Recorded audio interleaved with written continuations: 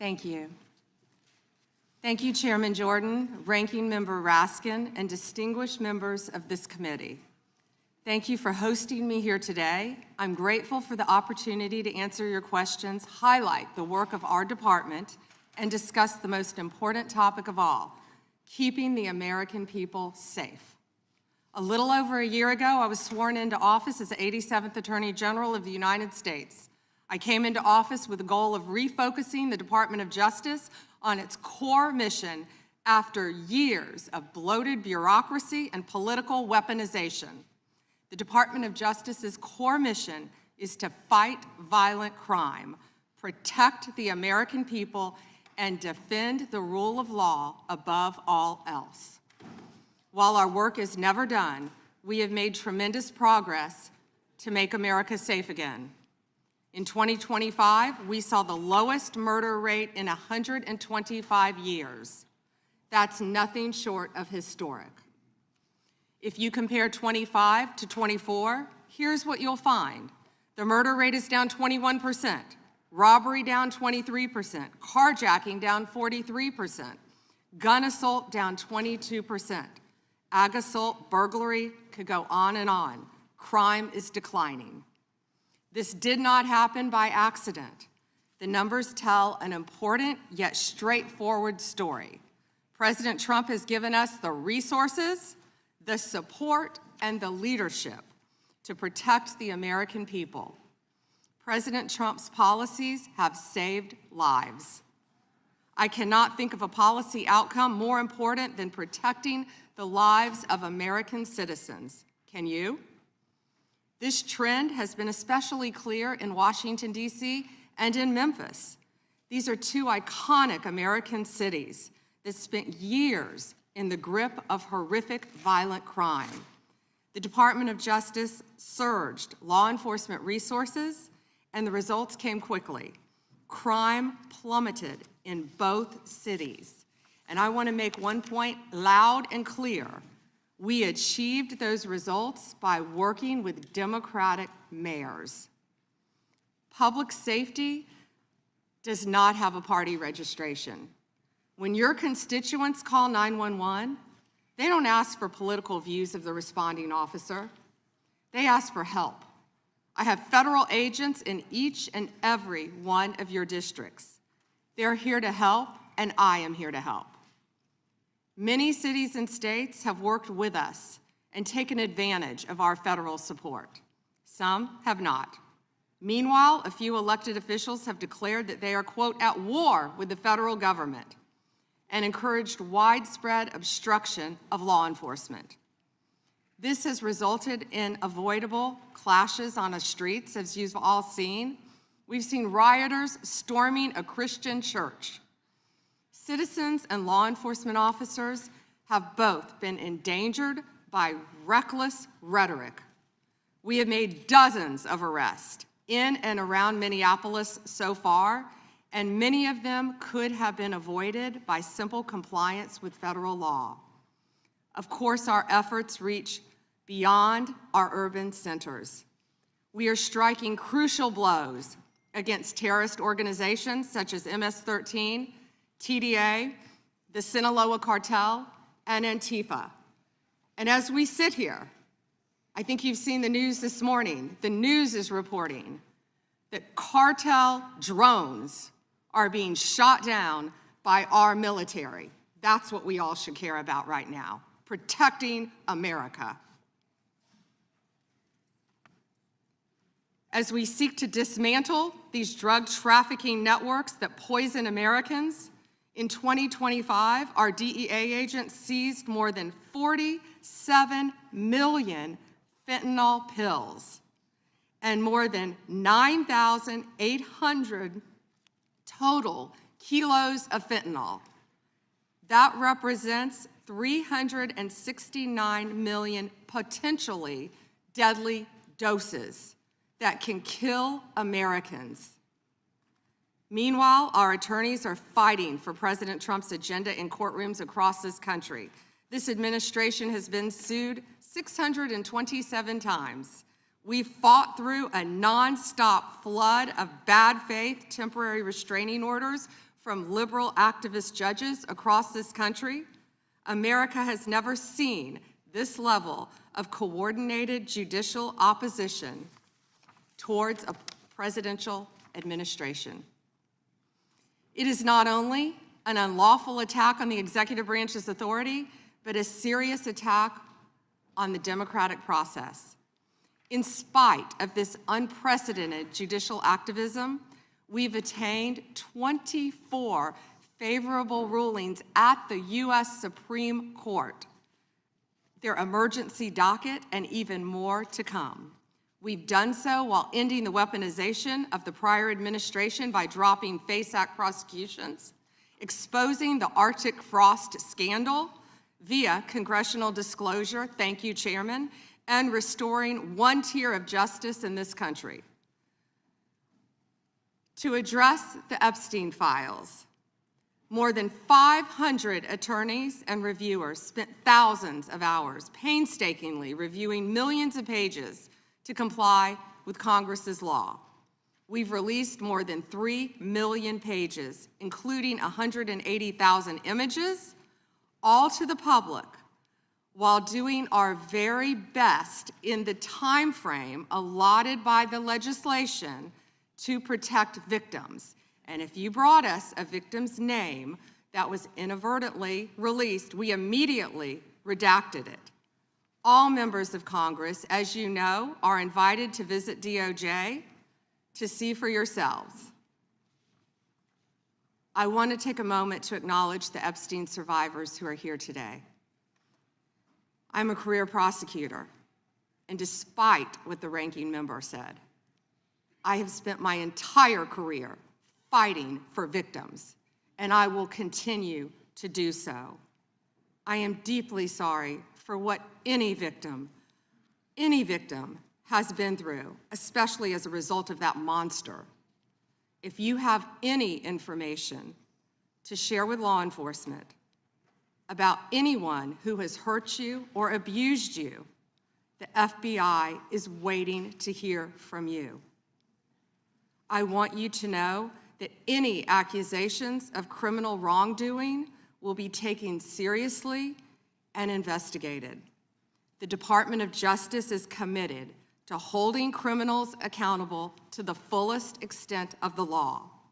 In 2025, the FBI arrested over 1,700 child predators, a 10% increase from 2024.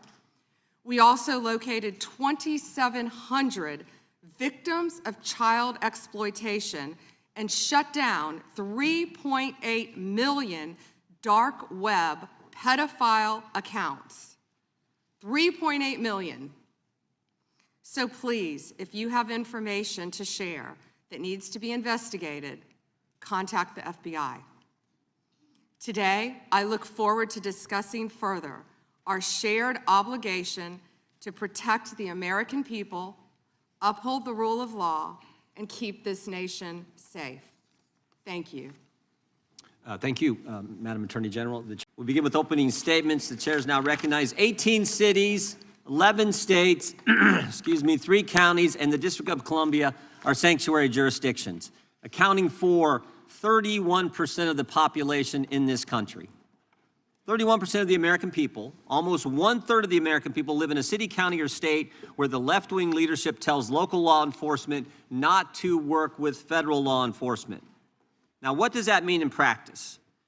Let's look at Abraham Gonzalez, who on September 20th, 2023, was arrested by Border Patrol for illegally entering the United States. And of course, the Biden administration released him into the country. 5 months later, February 26, 2024, Mr. Gonzalez is charged with assault. 2 weeks later, March 11, 2024, he's charged with felony motor vehicle theft, stole a car. And on March 20th, 2024, 9 days later, he's arrested by the Denver police and placed in the Denver Justice Center.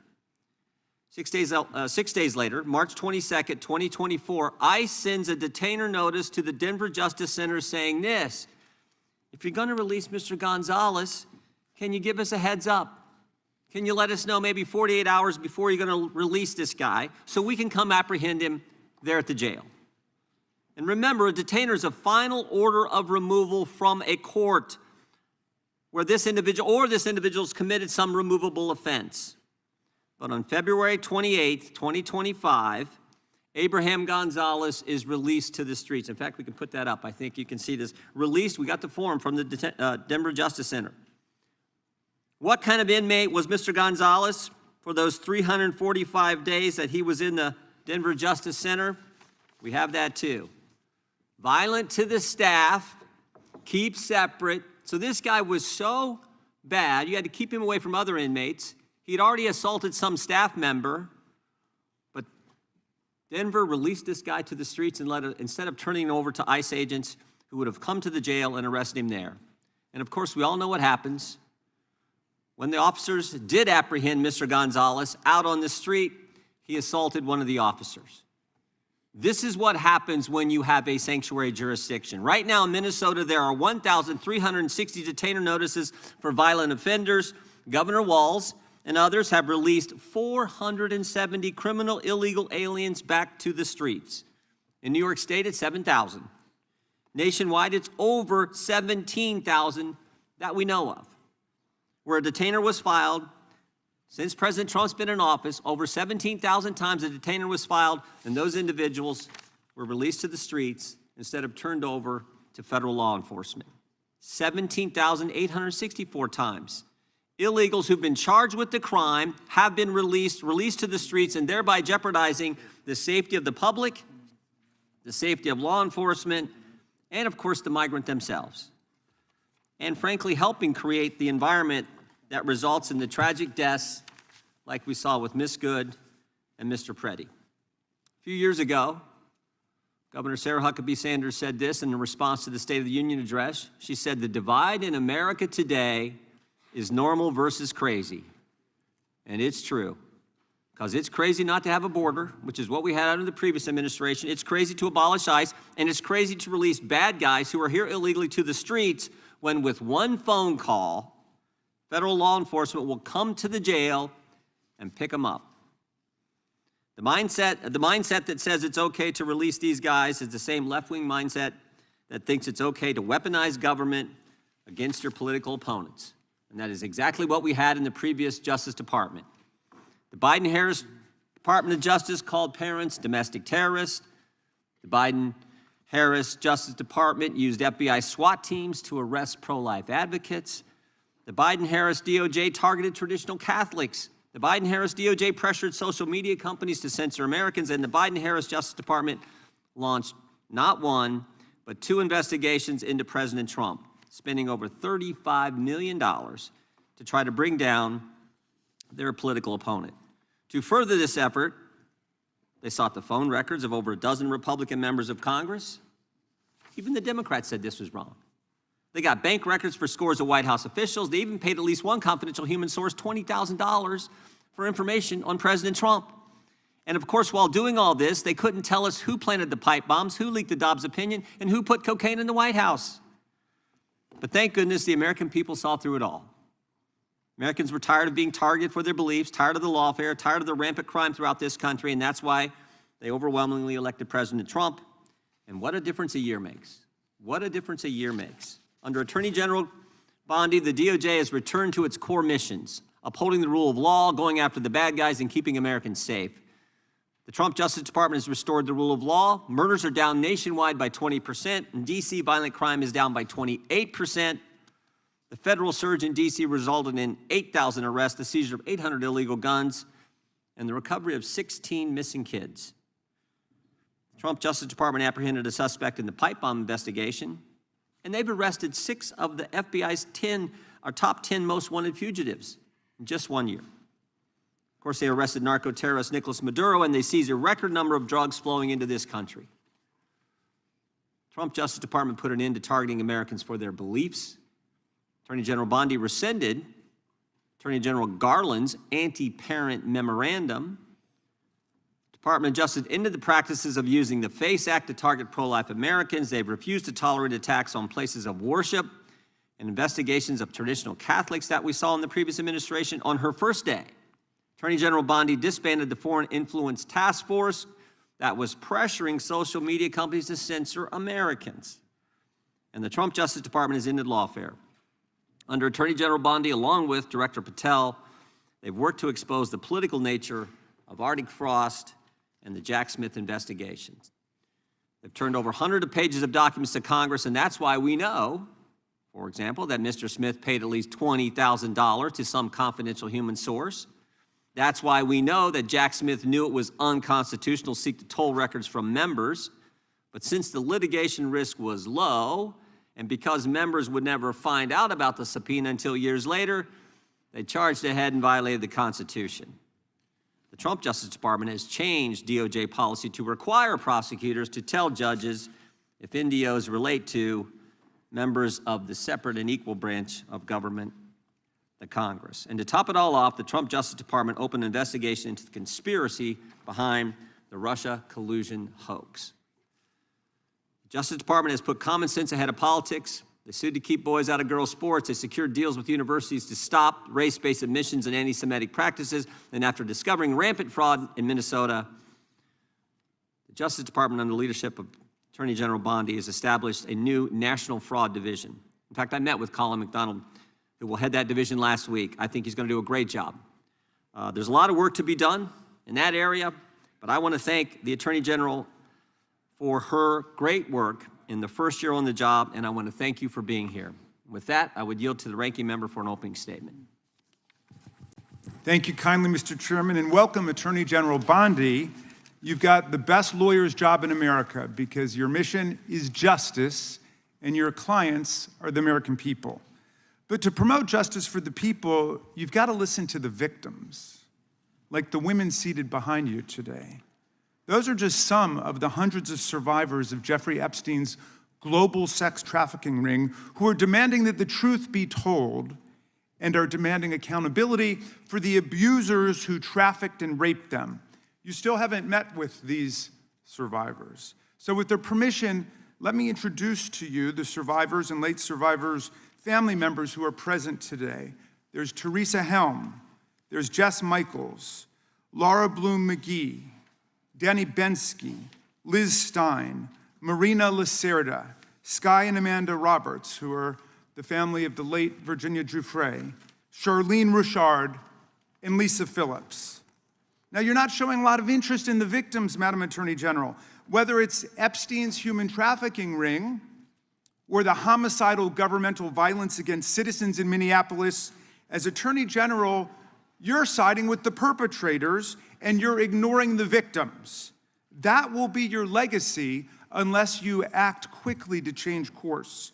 You're running a massive Epstein cover-up right out of the Department of Justice. You've been ordered by subpoena and by Congress to turn over 6 million documents, photographs, and videos in the Epstein files, but you've turned over only 3 million. You say you're not turning over the other 3 million because they're somehow duplicative, but we know that there are actual memos of victim statements in there, and you also took down the Department of Justice's prosecution memo from 2019. So it's clearly not all duplicative, but even if it were, why not release it? Just release all the duplicative stuff. In the half you did produce, you redacted the names of abusers, enablers, accomplices, and co-conspirators, apparently to spare them embarrassment and disgrace, which is the exact opposite of what the law ordered you to do. Even worse, you shockingly failed to redact many of the victims' names, which is what you were ordered to do by Congress. Some of the victims had come forward publicly, but many had not. Many had kept their torment private, even from family and friends, but you published their names, their identities, their images on thousands of pages for the world to see. So you ignored the law, and even with over 100,000 employees at your disposal, you acted with some mixture of staggering incompetence, cold indifference, and jaded cruelty towards more than 1,000 victims raped, abused, and trafficked. This performance screams cover-up. Convicted sex trafficker and groomer Ghislaine Maxwell opened the gates of hell to Virginia Giuffre and hundreds of other victims, as Virginia recorded in her remarkable book, Nobody's Girl. But when Maxwell was subpoenaed to come testify before Congress, you and Todd Blanche quickly moved her from a higher security prison to a minimum security camp in Texas, where she's enjoyed 5-star treatment, including catered meals, private gym time, and access to a therapy puppy. All because Todd Blanche, who's utterly failed to investigate the monstrous crimes of Epstein and Maxwell's co-conspirators, spent 9 hours with Maxwell and satisfied himself that she would have nothing untoward to say about Donald Trump, which is your only real interest in the matter, based on institutional performance. But abandoning victims and coddling perpetrators is what you do best. When the FBI opened a criminal investigation into the brutal killing in Minneapolis of Renee Good, a poet and 37-year-old mother of 3, by Trump's masked paramilitary ICE agents, you shut it down. You claim you're investigating the cold-blooded murder of Alex Preddy, an ICU nurse at the VA. But how can we trust the administration when the president and Kristi Noem called Preddy a domestic terrorist and Stephen Miller called him a would-be assassin? Not only do you refuse to share evidence with the state and local investigators and prosecutors in Minnesota, you have blocked their access to the crime scene and the evidence. How are you seeking justice for Marimar Martinez, the Montessori school teacher in Chicago who was shot 5 times by a Border Patrol agent who bragged about it on text? Or the family of Keith Porter, a father of 2 shot and killed by an off-duty ICE agent in LA? Or the family of Silverio Villegas Gonzalez, shot and killed in Illinois minutes after he dropped his kids off at school? There's no sign of any movement at the Department of Justice. You even launched a criminal investigation into Renee Good's grieving widow. How sick is that? But it's even worse. You've turned the People's Department of Justice into Trump's instrument of revenge. Trump orders up prosecutions like pizza, and you deliver every time. He tells you to go after James Comey, Letitia James, Lisa Cook, and Jerome Powell, the head of the Federal Reserve Board, and members of Congress like Adam Schiff, Mark Kelly, Alyssa Slotkin, Chrissy Houlihan, Jason Crow, Chris Deluzio, and Maggie Goodlander, to name a few, and you snap to it. You replace real prosecutors with counterfeit stooges who robotically do the president's bidding. Nothing in American history comes close to this complete corruption of the justice function and contamination of federal law enforcement. And the good news is many serious lawyers at DOJ, including some of your own original appointees, have refused your lawless orders. Danielle Sassoon, your original pick for acting U.S. Attorney in Manhattan, resigned rather than follow your corrupt order to quash an indictment against Mayor Eric Adams as a political favor from Donald Trump. A Federalist Society member who clerked for Justice Scalia, U.S. Attorney Sassoon refused to participate in this blatantly corrupt scheme. Her top assistant, Hagan Scotton, an Iraqi war vet and 2-time Bronze Star recipient who clerked for Chief Justice Roberts, and then Judge Kavanaugh, promptly resigned too, writing to your office, quote, "I expect you will eventually find someone who is enough of a fool or enough of a coward to file your motion, but it was never going to be me." You and the president nominated Eric Siebert, a 15-year career prosecutor, to be your U.S. attorney for the Eastern District of Virginia. But after 5 months of investigating Letitia James and James Comey, he found no evidence to justify criminal charges. So you forced him out. You replaced him with Lindsay Halligan, Trump's personal lawyer from the Mar-a-Lago documents case, who had 0 prosecutorial experience and no qualifications. And then you were humiliated when a federal judge found that this corrupt appointment was blatantly unlawful and threw out Halligan's indictments entirely. And grand juries of American citizens have repeatedly rejected your vendettas and baseless indictments brought by the hacks left at DOJ now, with 2 different grand juries in Virginia voting down indictments against Letitia James in a single week. And just yesterday, another grand jury shut down your vendetta factory by rejecting indictments against the 6 members of Congress who had spoken out to remind all service members that they have a duty to refuse illegal orders. You tried to get a grand jury to indict 6 members of Congress who are veterans of our armed forces on charges of seditious conspiracy simply for exercising their First Amendment rights. I hope you will heed the wisdom and the constitutional patriotism of those grand jurors and not try it again by doubling down on that humiliation. As your best lawyers are sacked for having participated in the January 6th case or just flee for the exits now, your new lawyers keep lying in court. In dozens of cases, they've been excoriated for lying to federal judges. Chief Judge Boasberg, right here in D.C., suggested your Department of Justice perpetrated a fraud on the court. Other judges found your statements to be, quote, inexplicably misleading, patently incredible, totally inconsistent, and so disingenuous that the court is left with little confidence that the government can be trusted to tell the truth about anything. Now, as ranking member, I asked the chairman to add a few extra rounds of questions today because we each have 5 hours of questions, not 5 minutes, but we're stuck with 5 minutes. That's clearly insufficient to give voice to America's victims and survivors and to demand answers about all the corruption and cover-ups that we see at DOJ right now. We've got just one round, so we ask you politely but firmly, Madam Attorney General, please do not waste 1 second of our precious time by evading questions, by changing the subject, or engaging in personal attacks against members of Congress. We saw your performance in the Senate, and we're not going to accept that. This isn't a game. In the Senate, you brought something with you called a burn book, a binder of smears to attack members personally for doing the people's work of oversight. Please set the burn book aside and answer our questions. And when you hear us reclaim our time, that means it's time for you to stop speaking. We only have 5 minutes, so when we reclaim our time, that means you stop. And if you don't, we will ask the chair to stop the clock and let you go on his time. The quality of justice in America depends on the character of our government. Please do your job and bring the Department of Justice back from the brink. The survivors seated behind you and the American people watching everywhere deserve a Department of Justice worthy of its name. I yield back, Mr. Chairman. Without objection, all of the opening statements will be included in the record. We will now introduce